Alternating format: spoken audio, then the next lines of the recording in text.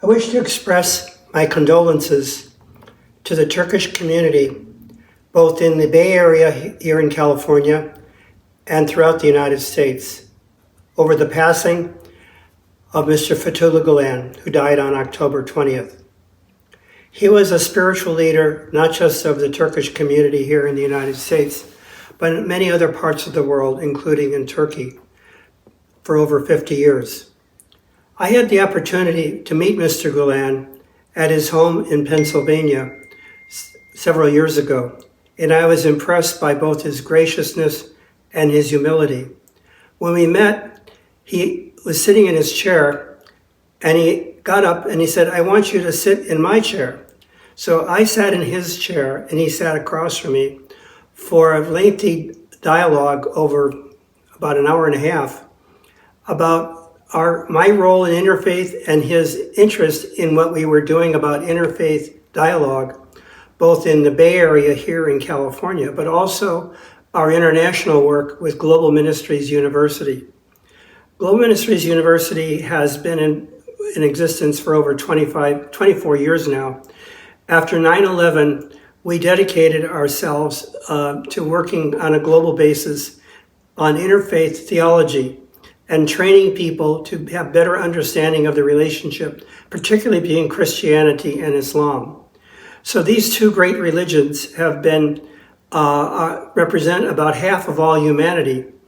And Mr. Gulen has spearheaded interfaith dialogue between these two religions, along with our present Pope, Pope Francis. I feel Pope Francis and Mr. Gulen represent the very best of these two world religions in the area of interfaith dialogue, because they both have dedicated their lives to improving the relationship between our religions and the cultures which are part of the background to these religions.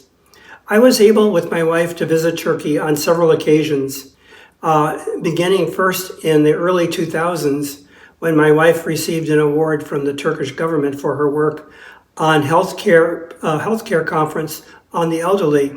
When we went to two conferences sponsored by the Turkish community in Turkey, and we got to visit some of the areas of Turkey. We then went back several years later with the Hizmet movement, and I was very impressed with the Hizmet schools there in Turkey. Following that period of visiting Turkey directly, we started to work in Kenya in 2010 on interfaith dialogue. And the person we first got to know was Fatih Agdagan, who was a member of the Hizmet movement in Kenya and who was very involved in interfaith dialogue. With his help, we were able to establish an interfaith educational program in the Mombasa area of Kenya. And it began around 2013. And that program has evolved into a variety of other educational programs within Kenya, and also with the Tagasa University, which also sponsors with us an interfaith collaboration, a global conference every 2 years. So we work closely with the group there in Kenya that are part of Hizmet, including Mr. Mustafa Cenk, who was the director of the Harmony Institute there. So Mr. Gulen has inspired people throughout the world to be involved in both interfaith dialogue and community civic development projects. And that has been true for our work with Hizmet, both here in the Bay Area, where we've done several conferences with them, with Santa Clara University, and also in Kenya.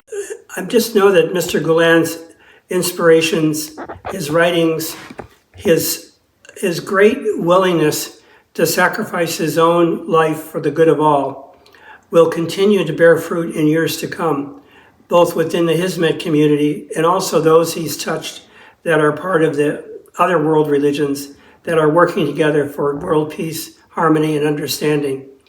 Again, I'm grateful for the chance I had to meet him. May his spirit live on and be a wonderful example of understanding, peace, collaboration, and social well-being. I thank you for this opportunity to show my solidarity with you at this time of his passing.